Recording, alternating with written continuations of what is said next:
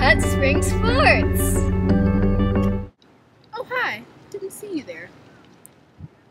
Today, we're going behind the scenes to the exciting world of lacrosse and other spring sports tryouts. What really happens during the cutting process? Stay tuned. To make the lacrosse team and impress the coach, you need experience, practice, and mad skills. Let's go to tryouts and see what happens during them.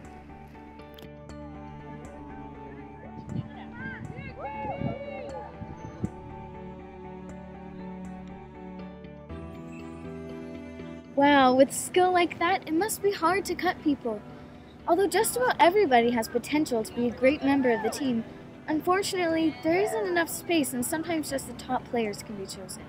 Coach Dobbs, Mr. Jones, and Senor Oils are all great coaches of Cut Spring Sports, so they all have to make the tough decision of going through the cutting process.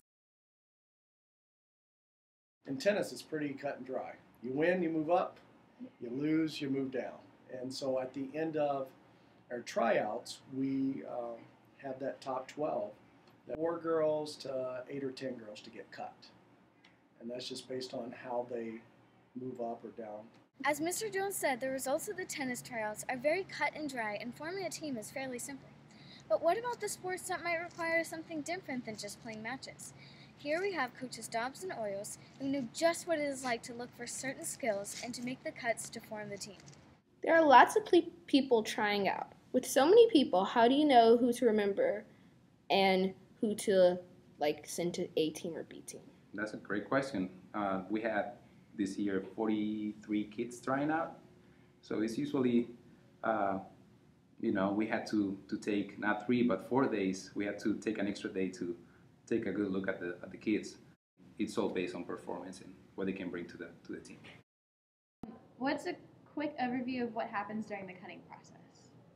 So it's different for every sport. In lacrosse, Coach Watts, who's the head of the girls program, is very adamant about making sure that every girl is very respected and very taken care of. And so he likes for all his coaches to tell the girls individually you made it or you didn't make it. So what we do is on our final day of tryouts, the last 20 minutes or so, we take all the girls into the summer camp house, and then we call them out 1 by 1 or 2 by 2 and tell them individually face to face, you made it or you didn't make it, thanks for coming out.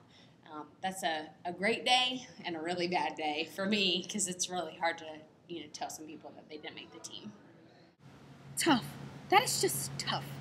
How hard it must be. There's definitely an emotional part to tryouts. What if your biggest dream of this year was to make the team, but didn't? Right now, we have Maggie O'Connor, one of the team's strong lacrosse players, who has been through this before. This will show how hard work and hours of practice really pay off. Well, last year I tried out for the team, but I had not played for very long, so I didn't make the team. But then this year I practiced a lot, and I did a couple teams outside of school, and then I tried out again, and I made the team. The cutting process, sure, it's difficult for both the coaches and the players, but we know that regardless, all the players worked really hard. We're looking forward to a great season. Go Cats!